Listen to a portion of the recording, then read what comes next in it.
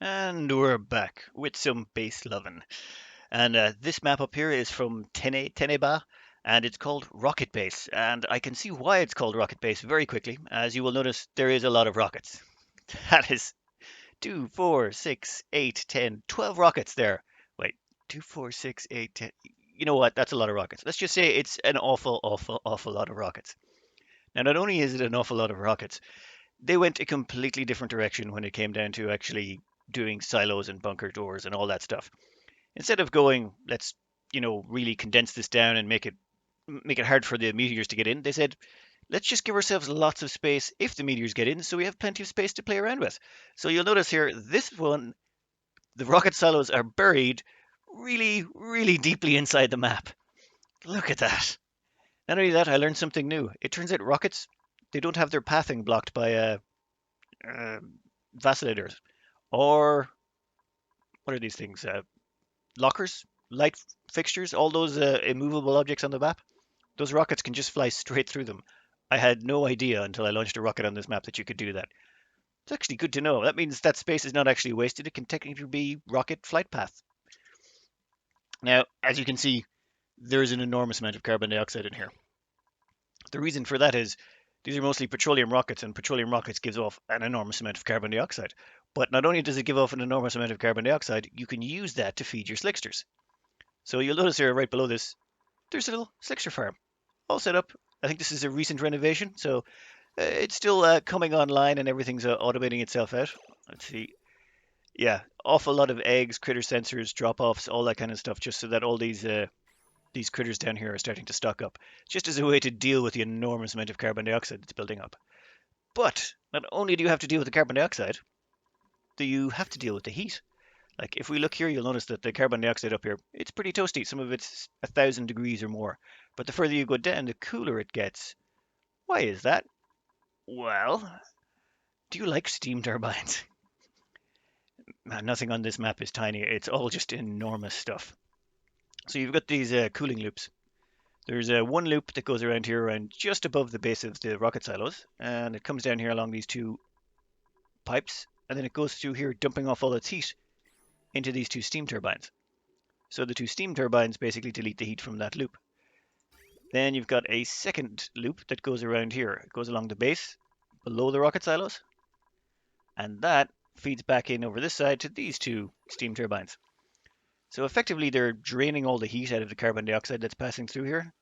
And that means that by the time the carbon dioxide gets down to the slicksters, it's nice and balmy temperature and livable for them. And just means it generates power and automatically disposes of all the CO2 from your rocket launches, while simultaneously giving you basically enormous rocket silos to work with. Though, mm, there's there's a lot of regolith that builds up in here. But let's have a look at something else here. Dear Lord! What the? Okay, I'm gonna have to rewind this. I want to actually catch that. I didn't realize they were about to land. Damn. Actually, wait a minute. That means the other rockets must be about to land as well, are they? That frightened the bejesus out of me. Yes, the other rocket should be landing shortly too. Let's catch a glimpse of that.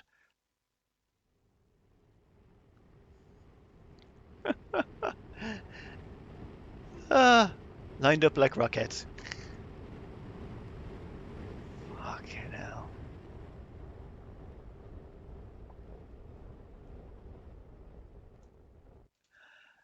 Okay, I suppose that now you can see here there's actually shipping rails built into every single one of these.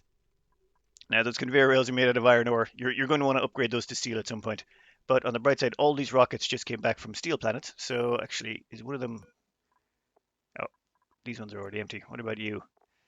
197 kilos. If we shake the star map here, yeah, this place is 36% steel. So there's 360 kilos per cargo wagon, and then there's 24 cargo wagons.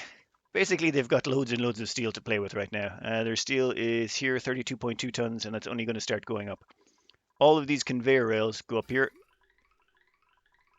and they're all shipped across into these drop-offs. And the drop-offs all drop straight down onto this one weight plate. So you can keep an active, like, running tally of all your rockets as they come in. I like that. But it's not just that. I mean, I love the way he's recycling all the carbon dioxide down to the slicksters. But let's check out the oxygen production. Now, I was advised that the oxygen production is a little bit slow at the moment, but judging by the enormous pool of liquid oxygen in there, that's just a ridiculous amount of liquid oxygen. They've got more than enough to cover themselves. Standard heat deletion device system here. Well, semi-standard, dear lord. So we got, yeah, supercoolant comes down here, all the way across, right back up in, and for oxygen production, this is the bit that really blew my mind. This is all polluted oxygen. They're basically dumping polluted oxygen in here because if you freeze polluted oxygen, it effectively becomes regular oxygen anyway. Liquid oxygen, it doesn't matter if you make it out of polluted or not, you still end up with the same type of liquid oxygen. So to take advantage of that, this is a room that's just producing polluted oxygen. That's it. You'll see there's just a whole bunch of tiles of polluted water in here. There's a whole complicated shut-off system and all that, but actually, let's check this. It's absolutely riddled with germs, but who cares? If you're going to be freezing it down to become actually liquid, it won't actually make a difference. The stuff will actually, the chill will kill off the germs. For example, let's try some liquid oxygen here. How are the germs looking? Current temperature, minus 210 degrees. Temperature is causing the germs to die off at 100%. Plus, I don't think rocket engines are affected by germs. I'm not a doctor, but I'm pretty sure that's true. Now, to generate even more additional polluted oxygen, we have morbs. So there's a morb farm down here, and the morbs are producing, of course, their polluted oxygen, which then gets filtered up through here. So this is basically pre-chill, going through all these wheezeworts. By the time it gets to the top, what are we looking at? Yep, less than 0 degrees. Nice. And then it just basically pours down the top. That is just perfect. Minimal effort, maximum return result. But yeah, this is basically generating enough oxygen to produce, what, about a kilo? Probably more than a kilo, actually, at this rate. Especially combined with the morbs. Because the morbs off gas, and it just goes straight in there. Alright, 1 second. And if you'll notice there, all these steam turbines are working overtime to actually dispose of all the heat. This is basically just free power. I mean, the amount of power you're generating from this will definitely pay for the opening and closing of the bunker doors and all that. Also, there's a little bit of chilling going on over here. You'll see there's some loops that goes through these extremely, extremely, extremely tall. Where is it? Let me give you a room overlay. If you'll notice, these are 96 tile high uh, ranches, but they're absolutely tiny. I mean, basically the slicksters are trapped in 2 tiles, so they can't move very far. Very nice touch. I've never thought of building rooms that tall. I thought of building them tall, but not that tall. Just 2 tiles wide all the way up. Really does condense down the room to, well, just basically the bare minimum that you need. Now, as far as I can see, these are fueling up, and I'm pretty sure they're set to not launch until they're all fueled. So I think it's basically a timed launch. I think they might be on 2 separate grids. I haven't been able to work my way through the automation too much. From what I can see here, they built in defaults. There was varying height rockets at one point, so they basically uh, built the automation for 3 sections, just in case the command capsule was one tile or one module higher or one module lower. So they were probably working with multiple size rockets at one point, and just they said, well, let's just do them all the same style. That way, if we do ever change anything or do have to do any renovations, it's already done and dusted for us. Smart little touch. I like that. Now, now, since water is the lifeblood of a base, I just want to cover where all the water is coming from. Now, here we've got your a water geyser, and that is actually pumping down here. It actually passes by this water geyser as well. Goes straight through the output nozzle, so the two of them basically feed onto this one pipe. So all the water from those two gets pumped all the way down, and bear in mind this is 95-degree water. I will scroll down a bit here, all the way down past the rockets, and it hangs right about here. And then it goes all the way across and over to the water storage tank. Now you'll notice there's a pipe coming from down here as well. That actually feeds down to a natural to a cool steam vent. There's no actual cooling going on with this one. It's just ambient cooling, so it's heated up the surrounding area a bit. But most of the steam is still condensing. Actually, there's still a bit left. Okay, that might actually need a bit of chilling. It's starting to get a bit overpressurized in there. But all of that water gets pumped up here. And two of it all combines together. And this is a really nice feature. I like this. Now you'll notice there's a water pump here and all this. It's actually hopping over the water pump. going up here and dumping into these basically reserve tanks. Actually, they're not the reserve tanks. These are the primary. This is the water that actually feeds the base.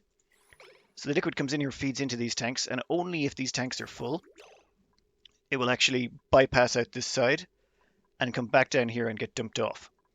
And basically, it gets dumped off into the tank only if these are not, if these are full.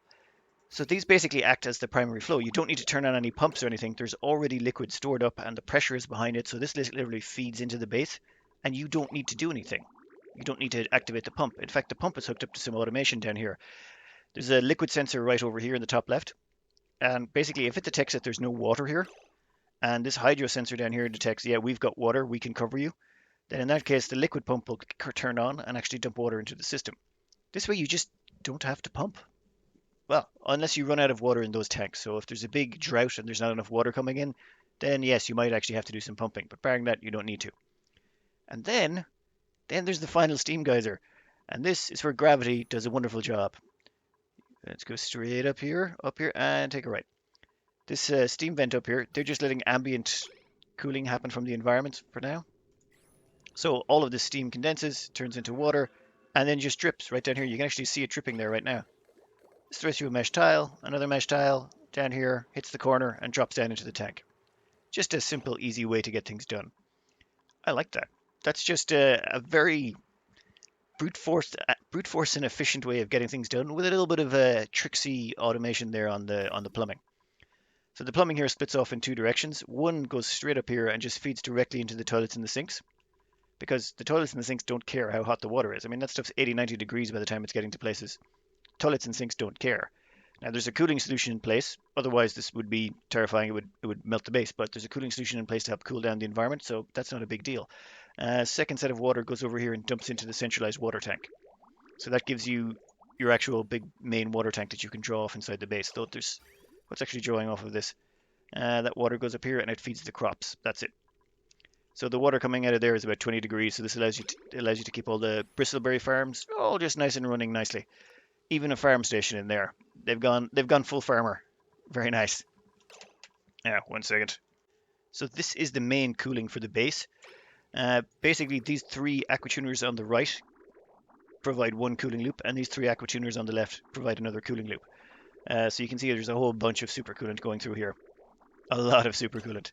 But effectively what happens is, if there's no need to actually chill the supercoolant down anymore, it just passes basically straight by. And then it comes down, and this is a really big loop. Fair warning. It comes down here, goes through half of the water tank, goes all the way around, and then basically comes back up here and goes through the living area just above the bathrooms.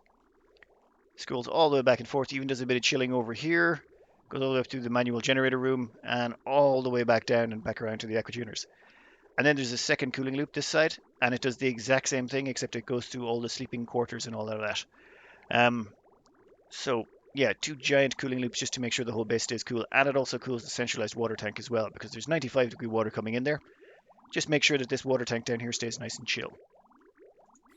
Now, where were we? Yes. Here's the living areas. Gone with the straight up comfy bed routine. Lots and lots of pictures in there. And damn. Okay, so this is the industrial area. You've got your regular glass forges, but I don't think they're actually operational, or haven't been for a while. Where's the output? Wow, I've never actually seen someone run the output of glass forges that far before. I suppose ceramics, yeah, you're probably fine. And it's dumped down in here. How much glass is in there out of curiosity? Glass, 16 tons, just because. Now, okay, so after a careful reading of the instructions that came with the mail, I was advised to flick the switch near the viscogel airlock exit. Alright, so let's turn this on and see what happens when we do. I think I know what I want to happen, but what will actually happen? This starts a filter gate. It's timed launches. So this will wind up. Actually, is that going to open the doors? Oh, you know what? Let's just find out. Actually, let's zoom out and find out. So how are we looking on the doors up there? Oh, yep, the doors are open. Oh. Yeah, I'm not a cinematographer, but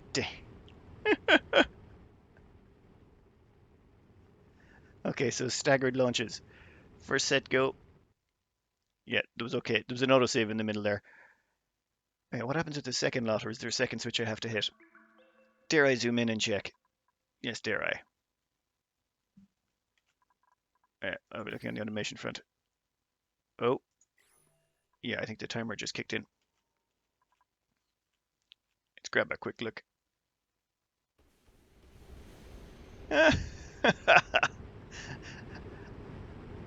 Okay, I got to admit, that's a pretty cool way to set up your base. So instead of dealing with regoliths coming in every time the rockets launch and land, you basically arrange so all the rockets launch and land at the same time. You basically have two sets of six. That means there's only two rocket launches you have to deal with, two sets of regolith you have to deal with. That's it. Very nice way of actually working around the not being able to deal with the regolith or not knowing when you're going to have to. If you know exactly when it's coming and going and all your rockets do it at the same time, kind of simplifies things an awful lot. Huh. And you'll see there's very little regolith left behind, namely because all the regolith that did fall down immediately got destroyed by the rocket exhaust. And actually, is that... Nah, it's just regolith. Get rid of a lot of it. Alright, next up. Now, the farmers here, the only thing they actually have to do to farm anything is basically harvest it. Once it's harvested, it automatically gets picked up. These dupes are not filthy peasants. They're not going to pick up their own food. They basically only do the minimum amount required, which is actually do the harvesting, because that can't be automated. Then that just gets dumped onto shipping rails and sent over here to CO2 storage pit just below the two cookers. Nice auto sweeper and convenient range to load up all the cooks areas, and then conveyor loader to drop it off down here. So basically this is where all the food gets stockpiled. Now this one over here is confusing the bejesus out of me. Alright, 1 second. Reject all for the time being. Actually, no, I'm not going to mess with the system. Just reject all of that so that door goes off. Would you look at this? Do you know what's going on there? 1 second. That's basically a blob of visco gel, and there's an enormous populations of gult fry, tropical fry, pacu fish, all sorts of things just living in that one tile. Look, can you see them all waving? There's more weight in critters than there is liquid for them to live in. I have no idea how that's working. Okay, that's a genius way of storing a really large amount of fish in a very small amount of area. Now, I'm not sure how this works up here though, but there's 2,162 kilos of pressure on top of this. And amazingly enough, this auto sweeper can actually access that diagonally. There's a lot of shovels in there and some hatchlings and vole pups, and I know there's some Drecos in there, but they won't actually show up. They're in there somewhere. Come on, give me a Dreco. No, shovel. There's a Dreco. Yeah, there's a lot of critters crammed in there. So I'm assuming what happens is the eggs get sucked out to stop them overcrowding. I'm not too sure though. Namely, what you can do here is you can look. There's this, which is edibles. That's just going to be bristleberry and meat. So any of the meats that end up, any of these critters that die will end up in here or evolve. Then down here we've got the critter eggs. Now the glossy drecklets, hatchling eggs, larva eggs. But from what I can see, they just basically get pulled out of there and then dumped down into here. So I'm not sure how exactly that works. That would seem like the eggs would just go right back in there again the moment they're pulled out. Honestly, Tnetennba, if you're in the comments, if you could just drop us a comment as to how exactly that works, because I'm missing something there. I know I'm missing something. There should be something going on there that I'm not seeing. I'm missing out on some mechanic. Oh, and yes, steam turbines going full tilt again, dumping power back into the grid. Nice. And has the carbon dioxide and here. Yep. See that carbon dioxide's all the way down to 70 degrees, namely because there's a little bit of cooling loops going on here as well. All the heat is drained out of it, and then chill is actually just dumped directly into it, just to make sure that none of the sticksters actually, overheat. Now, so that covers food, water, heating and cooling of the base, and they're all having a dance party. Because of course they are. And supposedly 2 dupes can use it. You have 4 narcoleptics? Seriously? Oh no, it's just I don't think they have beds, or they basically got tired and just had to lay down. Do you like power? So this is probably the neatest power brick / power production area I've seen in a long time. And that's not oxygen in there, that's steam. 193 degree steam right there. So basically everything in here is made out of steel, just the whole lot of it. This ensures that any heat that's generated in here, it just gets turned into heat, which then gets fed into the steam turbine. So the whole thing just self-regulates. There seems to be some automation in place. When does this kick in? 220. It waits till it's 220 degrees. Then it kicks in and allows them through. Though I think some of them are at slightly different temperatures. I think I'm going to implement this on my next power brick. Just go with steel. Well, a late game power brick I have planned. This is just a nice way of getting rid of all that heat. You don't actually have to do any thermal regulation. You just dump it right in. But yeah, it's yeah, you've got your standard issue carbon dioxide exit, and then that'll go down to the slickers, of course. And then there's a whole natural gas tank storage area over here. That is an enormous amount. That's pulling natural gas mainly from the natural gas geysers around the map, and there's also some oil processing going on over here. Actually, let's trace that oil back. Okay, so there's your oil storage, because of course that's a lot of oil storage. That's 5, 10, 15, 20, so 20, 40, 60, 80 tons of petroleum just to have on hand. I think this is mostly just used though for rockets. I don't even think there's actually a power section for it. Yep, that just that just goes all the way down to actual rocket fueling. Nice. Actually, what's our steel looking at the moment? 40 tons. That was like about 8 tons of steel you got back on that last mission. 8 tons every 11.2 cycles, I think it is. What's the star map tell us it is? Oh, 8.2 cycles. So it's 8 tons every 8.2 cycles. It's about a ton of steel a cycle you're making with all those rockets. That's pretty terrifying, actually. But yeah, basically all of the petroleum seems to be going directly into rockets. There's no bothering with anything else. Now, what is this? 1 second, I hadn't actually noticed this one before. I think this was... Okay, that's oxalite for some reason. That's bleach stone. Here we've got ice, and then here we've got... Oh, seeds. Seed storage, ice storage, bleach stone storage, and oxalite storage, all separated off into their own little gas-contained areas. Well, except for the ice, of course. And then he vacuumed the areas out as well. Ah, very nice. That's insanely organized. I think my bleach stone is still dumped in a pool somewhere.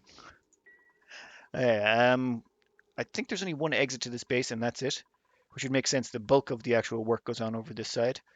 Hamster wheel backup, and what is that? That phosphorus? Ah, at some point someone was pumping phosphorus about the place. Oop. Mob time. Supercoolant, viscogel, naphtha, and phosphorus. Ah, you made drop-offs for all those annoying liquids that are really hard to deal with. Actually, yeah, I've actually got to start doing that. I've got them all separated out into different areas. Then we've got, oh, well, I presume this was a Draco farm that appears to have been since retired. And here's all the pinch peppernut farms. There's a lot of pinch peppernut farming going on. That also gets fed across here and goes over to the farming area just to be made combined to make the food. And the food is going to be, I'm guessing, stuffed berry? Yes, lots and lots of stuffed berry.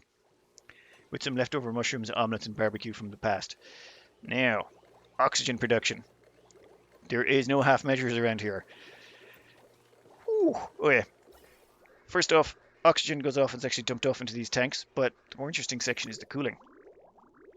Instead of actually just, well, using some sort of heat deletion mechanic, they're basically just pumping a polluted water ring around here, and it goes up all the way to the top and then down again. So it's basically smearing the temperature through the pinch of peppernuts, through the generators, and through here. So basically, because the pinch of peppernuts can survive up to, what is it, 80 degree, 85? So it basically just spreads the heat around from the whole area.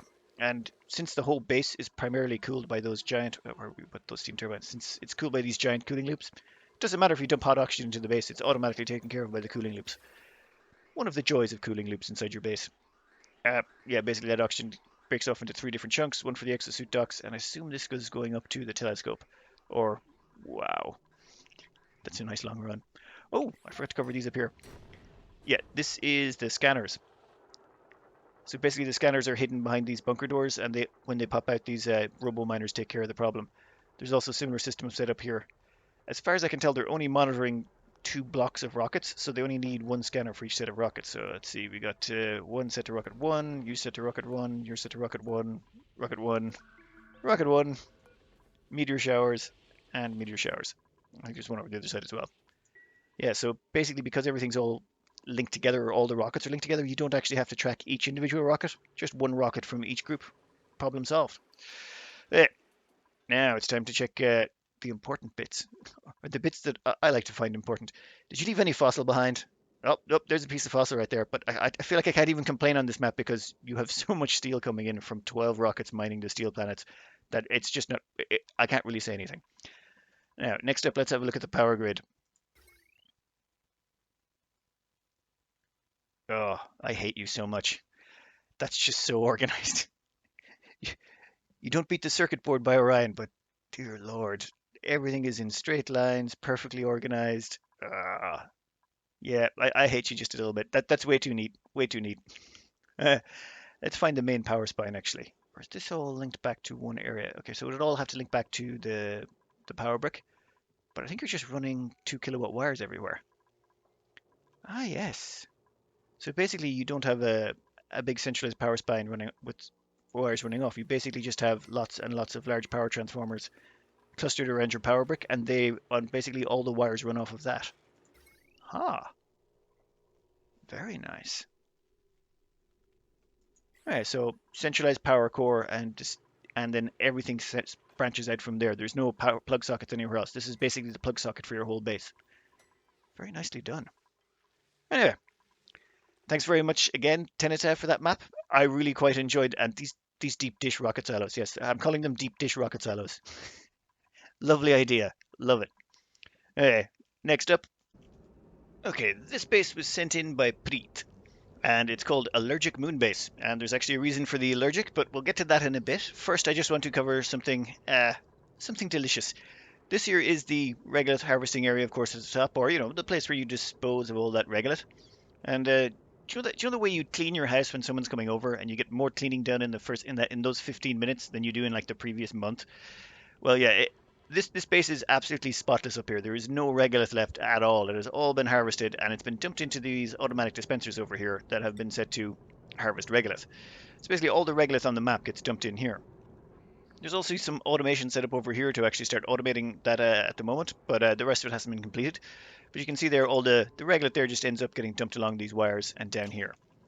But this drop off goes straight down here and dumps straight on top of this door. So you'll see there's quite an awful lot of regolith right there. And then there's a timer set up here. And every time it hits this time of the day, which will be just about now, the regolith drops down, door closes. Now, a little bit of steam's escaping, which, okay, it's a little bit of steam. That's not a big deal, but where's that steam coming from, you might ask? Well, let's have a look-see, shall we? All that regolith ends up down here, and then that regolith is being fed across into these conveyor loaders. It's just like one or two sweepers are feeding a lot of them, and this is creating this beautiful, beautiful system here. Actually, give me some sound on this for the moment.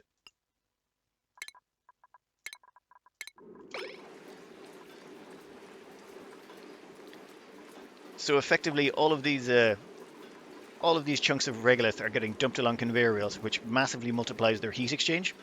And this is basically just dumping heat into the surrounding steam, and the steam just keeps getting circulated around, generating power. So it's a nice way of pre-draining the heat out of your regolith. By the time it gets out of here, you're looking at what, 180 degrees? Yeah, let's turn that down a bit, but the sound of that is just amazing. I love it. And that's all of your regolith cooling done. Just sort of a pre-chilling of all the regolith along this 4-lane superhighway of awesomeness. Also a couple of cooling loops in here to help cool down the area. They're doing some cooling we'll get around to later. But then that all feeds across here into the shovels. And it's actually been spread out so that more bowls can feed at the same time. I might actually have to start implementing something like that myself. But yeah, and then you've got your evolution room over here, and it's using one of the liquid lock varieties where when the doors close, it drives up the level of the liquid, and then when the doors open, the liquid level drops down. I presume there's some sort of timer set there, is there? One second. Here we are. Yeah, so it's set so for this long of the day, it will actually be up. The rest of the day, it's down. This just means that they can only be transferred over at certain times. Very efficient way of dealing with the food problems. Okay, but a couple of things I should really cover. This map, they said it's played on the hardest difficulty level, except they turned off ravaging hunger. And then just for kicks, because they're obviously, Priit is a sociopath. No offense, Priit. Every single one of them is allergic. So there's an allergic dupe right there. Who's next? Mima, let's see how you're doing. Oh, look, you've got allergies too. Who else is going on? Ruby Digger. Allergies. Yep, you've also got allergies. Next up, Grossman. Allergies as well, right there. So every single dupe has allergies. That's 14 allergic dupes all in one base. Now, what's the best thing to feed allergic dupes? Oh, that's right, stuffed berry and bristleberry. Yes, let's just feed them lots and lots of the food. They're the only food they're allergic to. I love it. To feed them with all of this and to stop them from sneezing themselves to death. Let's see here. Where's zero zero? No, those haven't actually ripened yet. But basically, they've gone with the let the bristle blossoms actually ripen all the way up to full, and then they'll eventually drop off the vine. It does cost you a bit of water, but meh, this water's got map to burn. This map has water to burn. So literally all that's happening here is after a while, if you don't harvest a plant, it will literally just fall off the vine for you, at which point it gets picked up by these auto sweepers and gets dumped across the rails. Same with the pinch pepper nuts. As far as I can tell, these are all locked, aren't they? Oh no, you can get into to harvest the pinch pepper nuts. But the bristleberries, they all get sent along here. And yeah, you can see there's actually more food coming in over from that side. And it all gets dumped up here over to the cooking area. Yeah, this auto sweeper in the middle between two grills, very popular actually. I might have to steal that for my next design. But basically, a whole bunch of refrigerators, none of which are plugged in because that would be a waste. And all the pepper nuts, all the bristleberries, everything gets stored in here. And this just prevents any of the dupes from getting allergic reactions. Still completely crazy that you'd want to go that way. Someone was obviously looking for a bit of a challenge when they did this. They wanted to have allergic dupes fed entirely on bristleberries. I love it. I love it. A fun little thing here is this Dreco management. They basically have one stable here. This one is for regular Drecos. It has 4 critters in it. It's the full 96 tiles, but there's only 4 critters stored in it. They've got the bam lilies growing, so this is 100% renewable. And all the eggs from this basically get dumped across this, and then they get sent down here where there's a little bit of sorting. And then there's a second farm right over here, or ranch. And this one is for the glossy Drecos. Now, same thing again, you've actually got 4 critters in here, and all the eggs get sucked up and sent across along the same line down to here. Then what happens is they're sorted into one of 2 areas. One of them leads to the glossy Drecos, and one of them leads to the regular Drecos. But these are basically just shearing rooms, as in the critters in here, they're not actually ranched in any way, shape, or form. All that's happening is they get sheared. Because with 4 critters dropping eggs, you end up with about, there's 24 glossy Drecos in there, and there's 27 regular Drecos in there. And basically these are just getting sheared. Now, for example, these plastic Drecos in here, they've got 100% scale growth at all times. Namely because they're constantly in hydrogen. There's no point feeding them mealwood and then having them get into their hydrogen to do whatever. I mean, there's a little bit of it going on up here, but this way you get an enormous amount of them in one spot, say 24 of them, and you can get about 10 shearings out of them before they actually starve to death. You're not trying to make them reproduce, you're not trying to do anything, you're not trying to feed them, you're just using them to harvest them for food. And if we check here under manufactured materials, where is it? Cooking, manufactured materials. Plastic, 326 tons. So that's just a nice way of managing Drecos. You're only ranching 4 of them of each type. And in exchange, you get lots and lots of the outputs. What's the reed fiber looking like? 50 reed fiber? Okay, I'm assuming someone went on a production binge of insulation. What is insulation under? Here is it. 10 tons of insulation. Okay, so that's where all your reed fiber went. Yeah, very nice little system, and it's all nice and condensed and close together. And just to point out something as well, all the phosphorus that's dropped by these Drecos, it all gets sent down here, dropped off, and then sorted in and sent over here.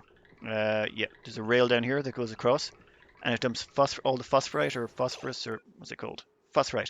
All the phosphorite is dumped into these storage containers, which is then fed down into the back here of these pinch of pepper nuts. Pinch of pepper nuts, if you feed them you need to feed them phosphorite. So basically they've automated the Dreco farming, the phosphorite, and also the phosphorite that feeds the pinch of pepper nuts so that they can make their stuffed berry. Very nice little condensed system. And to think you only have to ranch 8 critters to get this amount, it's kind of mental. Now, before we start diving a little deeper here, just have a look at that for gloriousness. Just all nice little rectangular modules everywhere. We've got your natural gas over here. You've got, pretty sure that's petroleum, polluted water, all just nice, organized, nice and neat. But let's just check on the water supply first, because that is the lifeblood of every single colony in this game. So this is, I want to say the centralized water tank, but there's not really a centralized one in this, but we'll call it a centralized water tank. So this is run off a water geyser. So this is probably the primary. This is the primary source of water, and that goes off into the main base. But we also have this feeding in from down here. So if you trace this back, this actually leads all the way back down to this water tank, which is basically feeding this is fed by this cool steam vent over here. Now, just standard metal tiles, a whole bunch of Weezeworts at the top in hydrogen, and all the water down here is ending up about 93, 94 degrees. It's actually quite efficient at providing the right temperature, and because the steam basically, well, turns right back into liquid, it's actually quite fast. Now, you'll notice all the granite temperature shift plates. Granite temperature shift plates, I never thought of using them. I mean, don't get me wrong, diamond has about 80 thermal conductivity, so it's far, far better. But granite is just so plentiful. You can just spam it down for those medium range things that you need, and it should work just as well. Well, maybe not quite as well, but it should work quite handily. I'm going to have to start experimenting using granite temperature shift plates in some of my designs.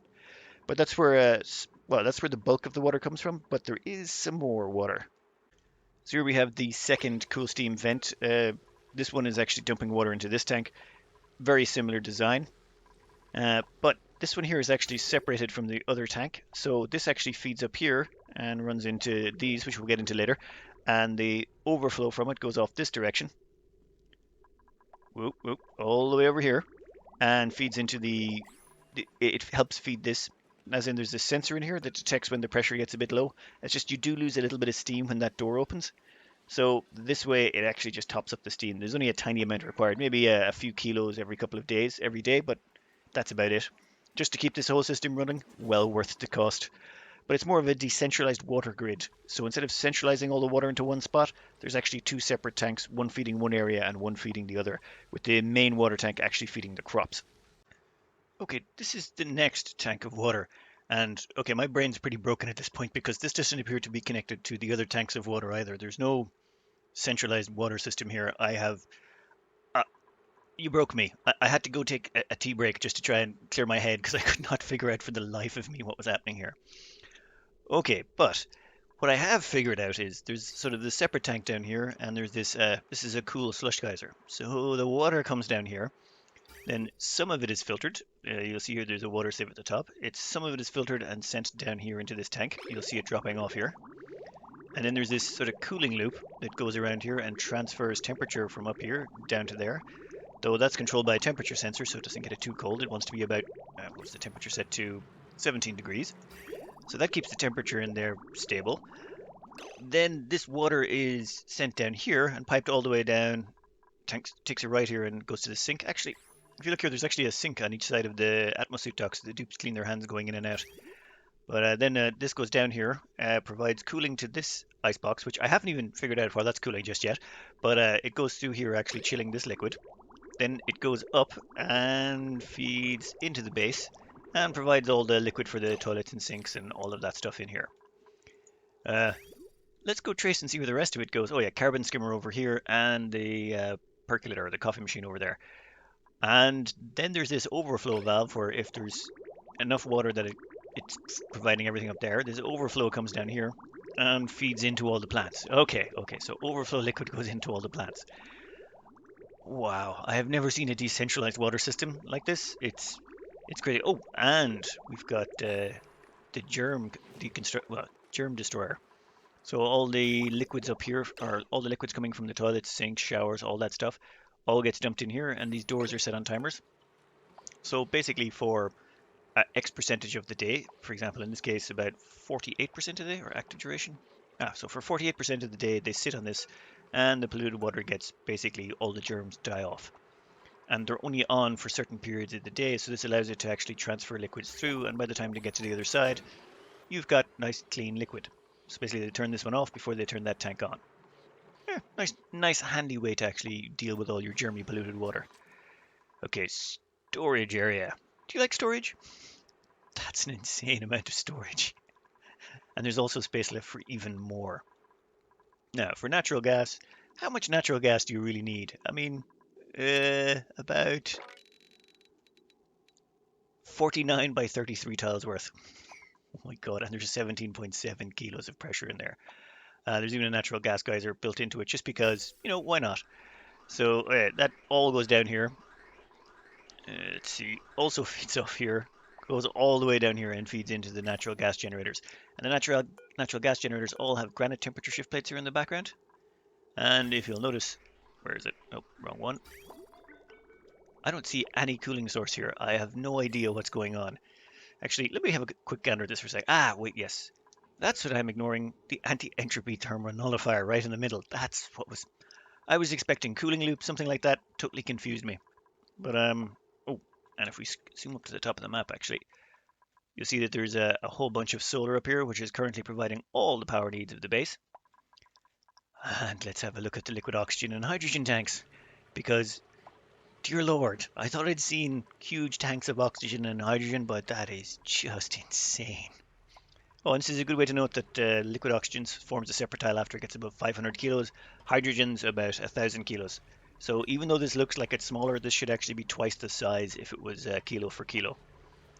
And it's only just drywall in the backing here. There's only drywall back plates to actually help this all spread the temperature. There's no actual diamond temperature shift plates. It seems if you make them large enough, it doesn't really make a difference. Oh, apologies, phone message. So, oh, plumbing overlay. Yes. Okay, now, this is a little trickier for me to figure out, but plan is the coolant comes in here. This is the return coolant, so it's not as cool as it should be. It goes up here and it tries to enter the aquatuner. If the aquatuner goes, no, I'm good, I don't need it anymore, then it pops down here and goes across the bridge. If the aquatuner needs it, it will, if the temperature sensor says no, it actually needs, that liquid needs chilling, it will get dumped into the aquatuner and sent around. It's a pretty useful technique to use. And then it gets dumped into this liquid reservoir, and I like the way they've actually just put in the right amount that they need. So there's 256 kilos in there, 180 there. They're not spending too much, like you don't need to put in 5 tons, but this basically just regulates the temperature and keeps it at a nice even keel. Just because some of it's going to come in a little bit chillier, like actually right now there's not really that much going on in terms of temperature drop. You see there's a little difference in temperatures there, but it all gets evened out inside the tank. But dear Lord, that is so much liquid oxygen. Could you imagine if that was in the middle of your base and the wall cracked open? You'd have popped eardrums for weeks. Let's see here. So this is the rocket silo system. Yeah, automatic return one set up there. And if we check on the star map, there's one heading out to the satellite, and one, I presume this is the scout Param. Well, Param, I presume that is actually going out to actually scout that planet. Yeah, that's on a field trip for research. Like this is only cycle 971. This is actually quite a young base in minor regards. What the? Wow. Okay, I didn't even notice that before. I just thought that was background. That's actually all diamond window tiles back here. So what's happening is the exhaust from the rockets is hitting this, heating it up, and then, yeah, it's causing this water to boil and powering your steam turbine. That's, okay, that is mental. That is actually really cool. Just absolute crap tons of diamond window tile. And when you think about it, a window tile only costs 100 kilos of diamond. A temperature shift plate is about 800 kilos, so you get 8 times as much tiles if you just use tiles like this. I may steal that idea. That's actually really nice. I like that. Okay, next up. Next up, we've got this. A very, very straightforward metal volcano tamer. So the iron just literally pours off here, lands on these diamond tiles, and then that's it. That's all that actually happens. It lands there, and then it slowly transfers its temperature to the window tiles, and they feed into the steam turbine. Just pure simplicity at its finest. So this will be 100 and whatever degrees, but well, I've been tempted to stop chilling down the metal below the 100-degree mark anyway, because namely all of the building you're going to be doing is outside of your core base, and all your duplicates will be in exosuits, so picking it up is not a problem.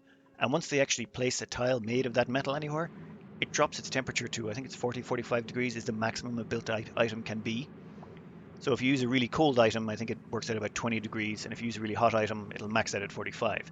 There's basically hard limits on how hot a building can be when it's created, regardless of the temperature of the material it's made of. So worst case scenario, you're going to be building tiles in buildings at a 45-degree iron.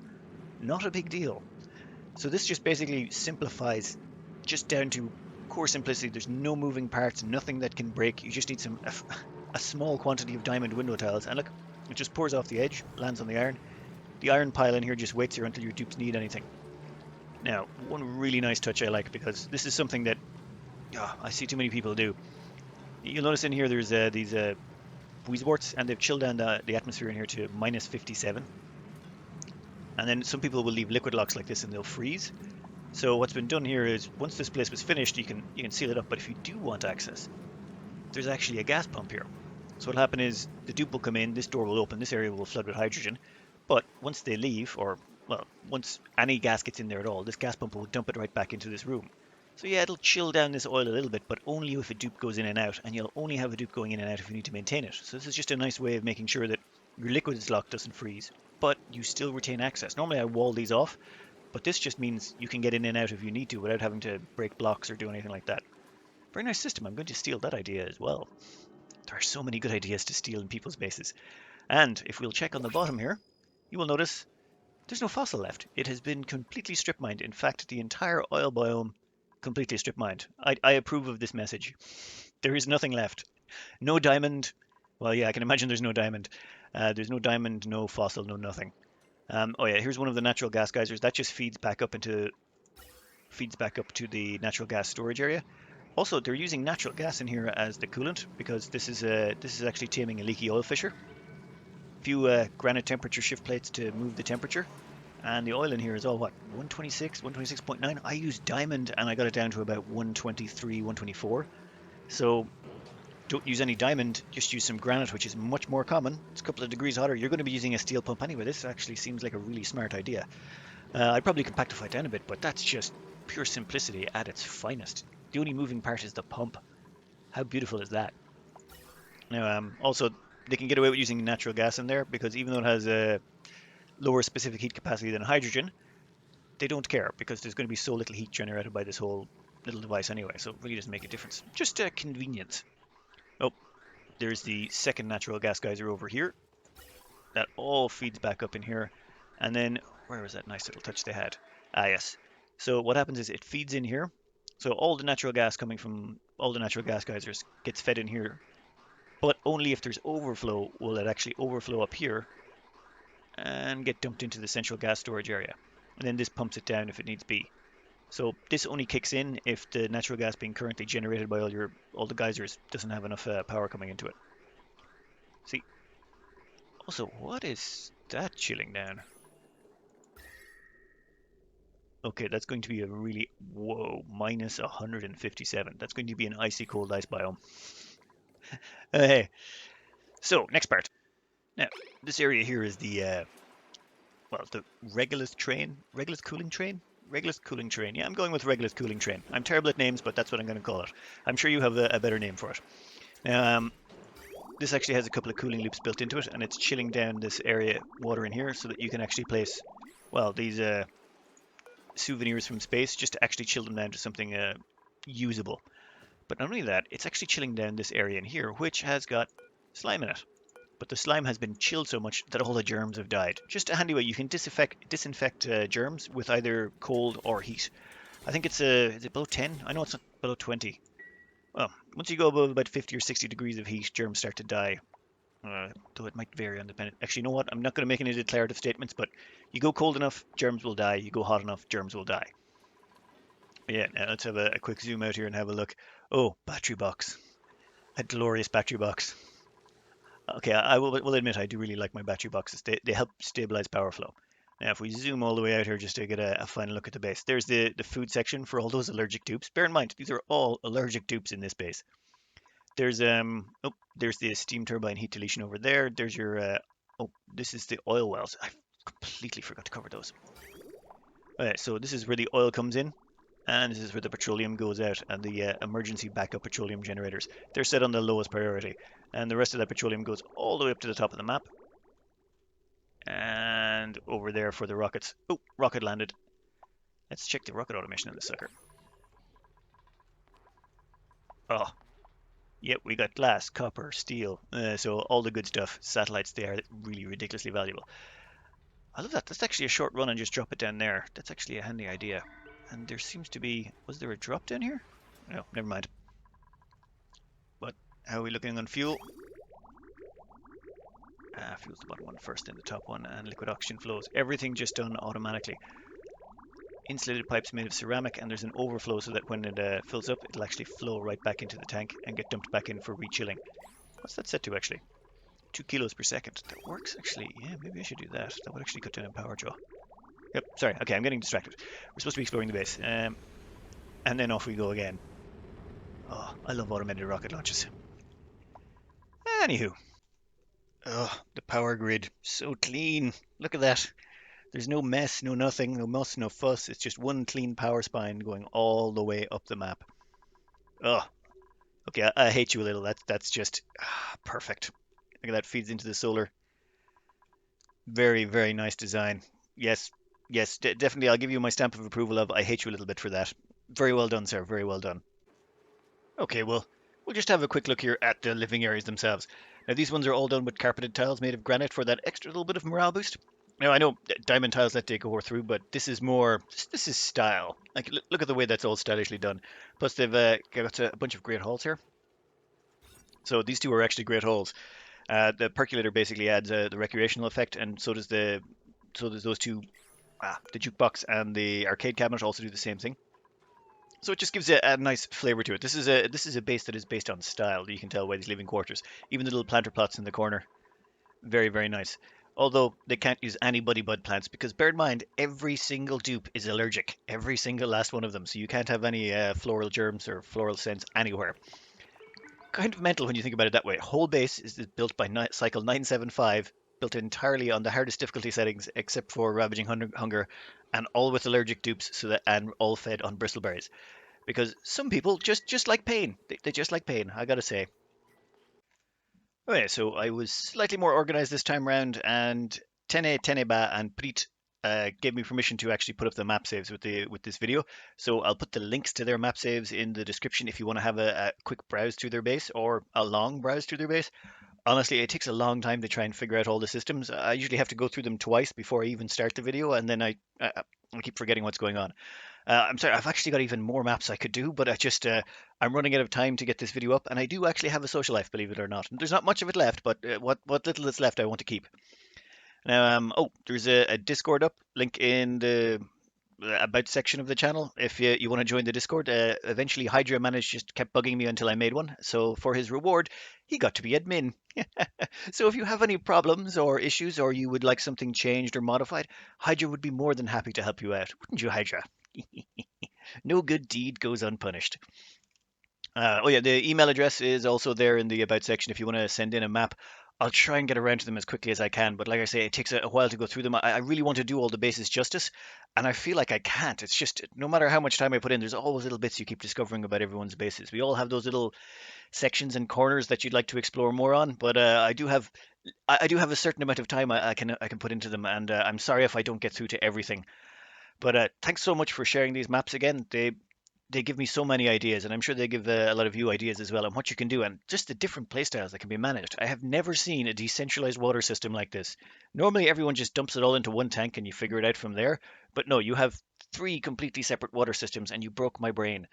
Good job, good job. Anyway, I hope you enjoyed. Have a nice weekend, and good luck.